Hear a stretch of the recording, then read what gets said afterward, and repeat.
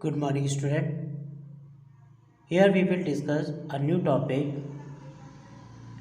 congruence of triangle, lesson number 7 of standard 7th. First question is this: what is the meaning of congruence? So, if two figures have exactly the same shape and size, then they are said to be congruent. Okay student, जब आपके पास कोई भी दो figures दिए गए हैं, चाहे वो ट्रायंगल हो, चाहे वो सर्कल हो, चाहे लाइन हो, ओके, अगर उनका शेप और साइज यानी उनकी लेंथ अगर सेम है तो वो क्या कहलाएंगे? कॉन्ग्रुएंट कहलाएंगे. Okay, the symbol of congruence is this. Equal का साइन करना है और इस तरह से एक सिंबल शो करना है. ओके, तो that is the symbol of congruent. Two plane figures are congruent if each when superposed on the other cover it exactly. Okay, other word में समझते हैं. सपोज करिए कि आपके पास कोई दो बुक्स है. ठीक है, अगर एक बुक के ऊपर दूसरी बुक एग्जैक्टली आ जाती है, कवर कर लेती है एक दूसरे को, तो हम क्या बोलेंगे? वो दोनों क्या है?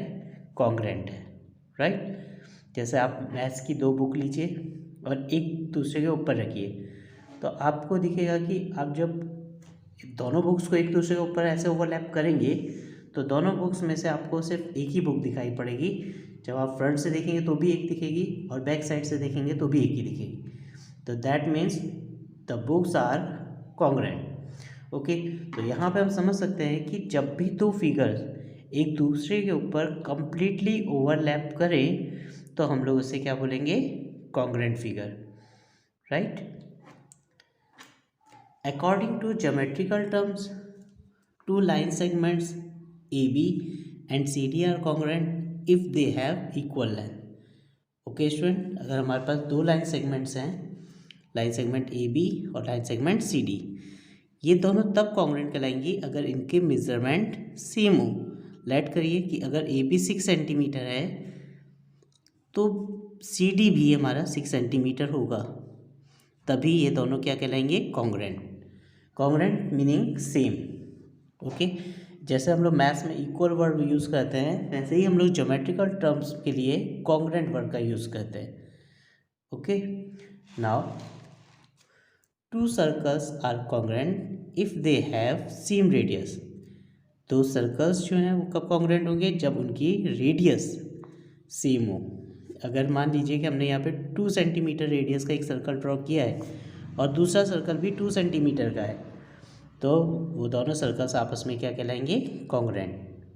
Okay, same as two angles are congruent if they have equal measure. Okay student, अगर हमारे पास दो एंगल्स दिए हैं और उनका मेजरमेंट सेम है, यानी सपोज करिए अगर 45 है तो दूसरा भी 45 है, तो हम उसे क्या बोलेंगे? कॉन्ग्रुएंट. जरूरी नहीं कि ये दोनों एक ही डायरेक्शन में हो, ऐसे भी हो सकता है. ओके, तो भी ये फिगर्स क्या कहलाएंगे? कॉन्ग्रुएंट कहलाएंगे. क्यों? क्योंकि इनका मेजरमेंट सेम है. सेम एज जब हम बात करते हैं ट्रायंगल्स की, तो ट्रायंगल्स को कॉन्ग्रुएंस करने के लिए कुछ क्राइटेरिया दिए हैं. ओके, तो फर्स्ट 1 to 1 हम लोग क्राइटेरिया के बारे में समझेंगे कि दो ट्रायंगल्स को हम कॉन्ग्रुएंट कैसे करें. यहाँ पे बात हुई है कॉन्ग्रुएंट प्रूफ करने की. दो ट्रायंगल कब कॉन्ग्रुएंस होंगे? जब वो दोनों कंप्लीटली एक दूसरे के ऊपर क्या करें?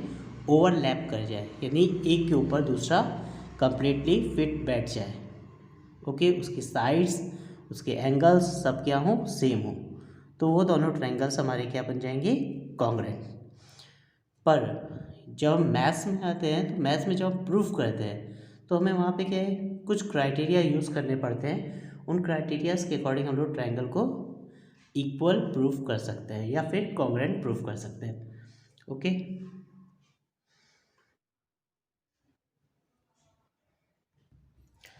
so first criteria is SSS. That means side side and side. Suppose करिए हमारे पास दो ट्रायंगल है, एक ट्रायंगल है ABC और सेकंड ट्रायंगल है PQR। अब इस ट्रायंगल की ये वाली साइड इस ट्रायंगल की इस साइड के इक्वल है, इस ट्रायंगल की ये वाली साइड इस ट्रायंगल की अदर टू साइड्स में से कोई भी साइड ले ले उसके इक्वल है, और ये थर्ड साइड भी इसके इक्वल है। ओके, तो हम क्या बोलेंगे, ये दोनों ट्रायंगल्स आपस में क्या है, कॉन्ग्रुएंट है, राइट।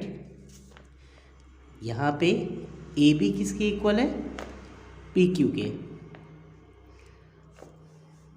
AC किसके इक्वल है,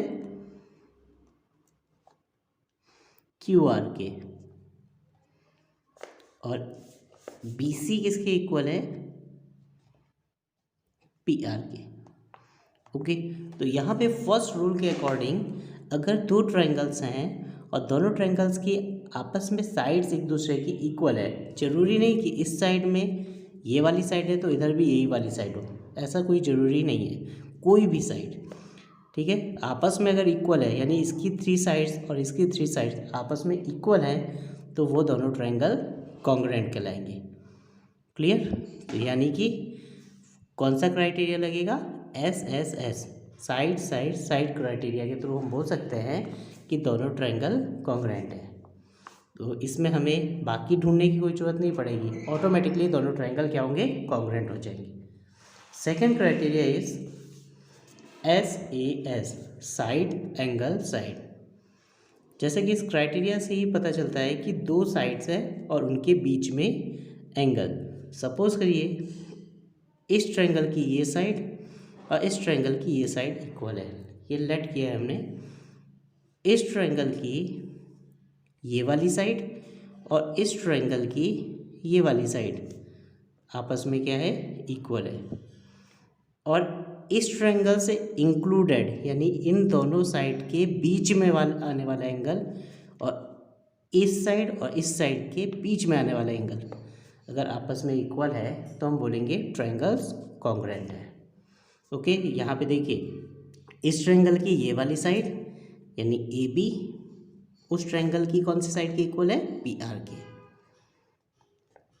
इस ट्रायंगल का एंगल B उस ट्रायंगल में R के इक्वल है, और BC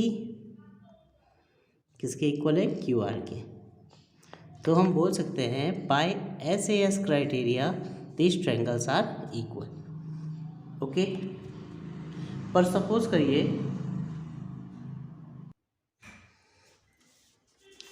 कि इस तरह से दिया होता कि ये ट्रायंगल है ABC और ये ट्रायंगल है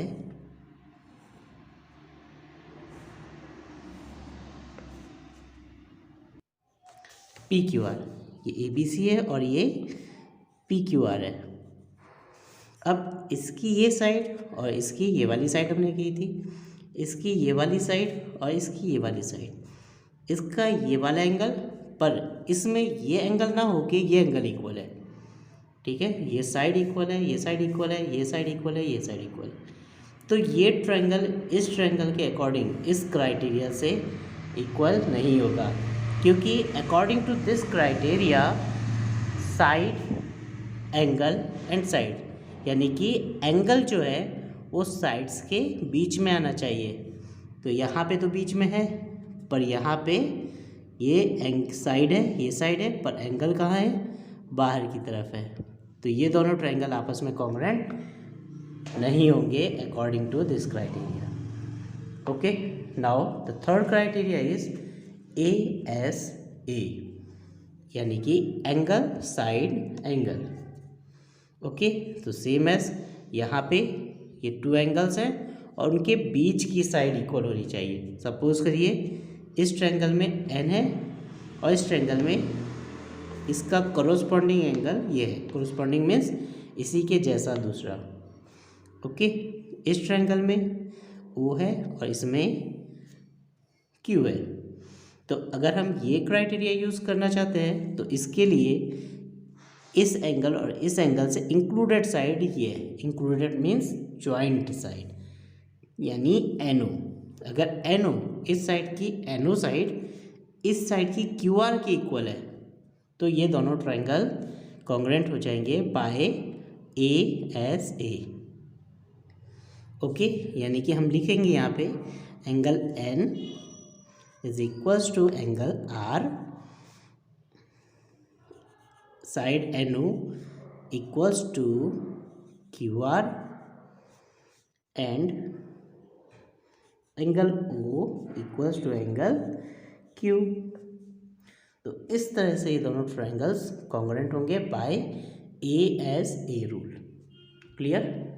नाउ फोर्थ रूल, AAS यानी एंगल साइड। इससे पहले हम लोगों ने क्या सीखा था? ASA यानी एंगल साइड एंगल, इसमें इंक्लूडेड था साइड क्या थी? इंक्लूडेड थी। एंगल साइड एंगल, इसमें साइड इंक्लूड थी, पर इसमें क्या है? दो एंगल्स होंगे और कोई भी एक साइड अगर इक्वल होती है दोनों ट्रायंगल में तो ट्रायंगल्स कॉन्ग्रुएंट हो जाएंगे। जैसे सपोज करिए angle P equals to angle Q है, एंगल A इक्वल्स टू है एंगल P के। अब इस साइड और इस साइड में से कोई भी साइड अगर इस ट्रायंगल की इक्वल है तो बाय AAS हम बोलेंगे दोनों ट्रायंगल कॉन्ग्रुएंट है। सपोज करिए ये साइड इस साइड की इक्वल है तो हम बोलेंगे ये दोनों ट्रायंगल कॉन्ग्रुएंट हैं बाय AAS। जैसे angle A equals to angle P, angle B equals to angle Q and AC is equals to PR। Okay, तो ये दोनों ट्रायंगल क्या हुए? कॉन्ग्रुएंट हो गए। इसे और भी अच्छे तरह से ऐसे लिख सकते हैं सीक्वेंस वाइज। जब आपको रूल मिल जाए तो आप रूल के अकॉर्डिंग सीक्वेंस वाइज लिखेंगे तो और भी बेटर रहेगा। जैसे angle B equals to angle Q लिख दें, angle A equals to angle P। तो ये दोनों ट्रायंगल्स क्या हो गए? कॉन्ग्रुएंट हो गए bye AAS congruency. Okay,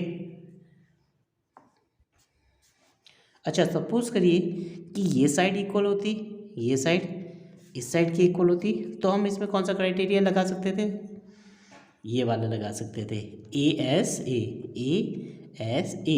okay, but यहाँ पे हमें AAS लगाना था तो हमें यहाँ पे ये साइड इक्वल नहीं दी गई, ये वाली दी गई।